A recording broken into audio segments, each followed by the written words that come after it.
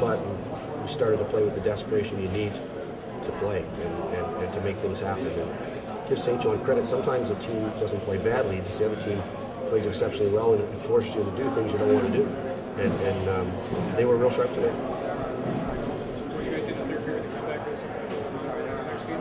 Well, I think so. I think we have to get our battle level and our compete level up to championship level. And you know, they started the game with more desperation than we had, and it showed.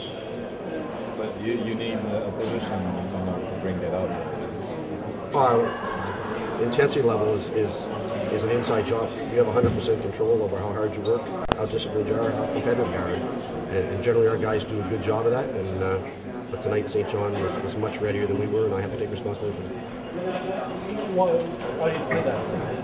Everybody knew that you were going to come out flying. If you could explain that, you'd be running the National League team and you'd have the 12 Stanley Cup Finals. That's why I'm here. One last thing, why did you switch goalies? Work on the team? Yeah, I thought it was changed momentum a little bit. Rio wasn't to be faulted. He's been outstanding for us all playoff.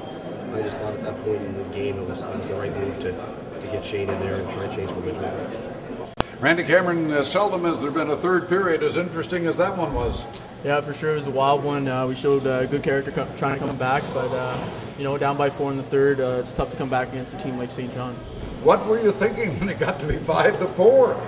Well, we were just you know, just trying our hardest to throw everything on net, and hopefully we get a good balance and one goes in. But unfortunately, we didn't get that goal, and they sealed it with the empty net goal. Yeah, I think everybody expected a different St. John Sea Dog team tonight.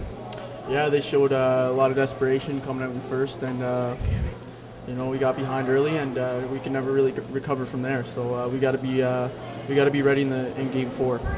The series obviously is going to go 5, and the Wildcats have a record of 3 series victories, 5-1. Might be a good omen.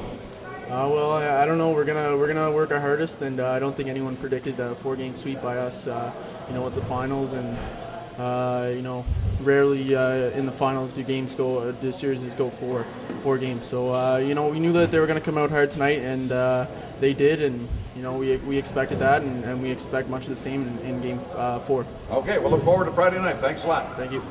In the first 2 games, Daniel, the Wildcats got the breaks and everything went their way. Tonight it seemed the Sea Dogs' turn. Yeah, I think they had one point shot that went off our D-man and one went off the skate. So I don't know, hockey gods just weren't smiling with us tonight. Wasn't their night to smile. Obviously it's regroup and get ready for Friday. Yeah, and we just had to keep our composure and come back and take it to them next game. Okay, thank you. Good luck with it. Thank you. Shane Owen, tell us about the only goal that beat you in tonight's game. Well, you know, I went out there and it was obviously tough going in the game when you're not obviously warmed up, and right off the bat there they had a power play, so it was definitely tough. And I went out there and I did my best, and they had a one-timer from the side. I think I was screened. I couldn't really see much, but it got through. I thought it looked like it went off the crossbar in, but from where we were, couldn't tell. Was it difficult? You mentioned you came in cold in the middle of the second period and saw action in the final series really for the first time. Yeah, for sure. You know, it's definitely tough, but that's my job as a backup goalie. I got to be ready for that kind of situation, and I came out and I got a good stretch there, and I was ready to play. And now, of course, you've had a taste of it. How did it feel? Oh, it felt great. You know, it was definitely huge that the boys came back and battled hard, but it's obviously, I don't want to be going in there because it's obviously a sign that we're losing and we're going down, but it definitely felt great.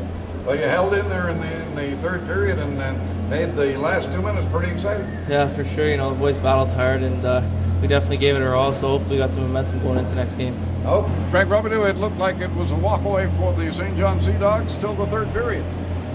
The Wildcats really brought their game together in the third period. They really didn't show any sort of quit in their game tonight, and it was a fantastic third period. Something to build off for the next game. 5-1 going into the third. You got to think, gosh, you know, is it worth the battle? But it certainly proved to be tonight. For sure.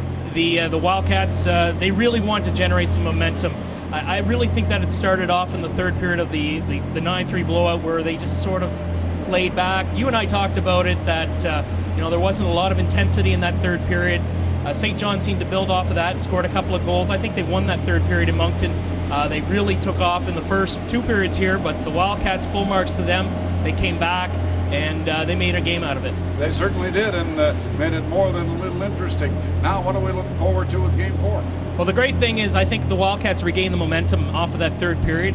They did lose the game. However, it doesn't hurt them, the fact that they still have home ice advantage. This was a game that St. John had to win. They didn't want to go down 3-0 and go into Moncton with the possibility of the sweep. However, the Wildcats, with that performance in the third period, with Gabriel Bourque leading the way for the Cats with the 2 goals and an assist, they're in a good spot. Okay, and the good spot will be at the Moncton Coliseum on Friday night at 7:30 when the 2 teams will meet in game number 4. The Wildcats lead the series 2-1 after dropping a 6-4 decision at Harbour Station on Tuesday night.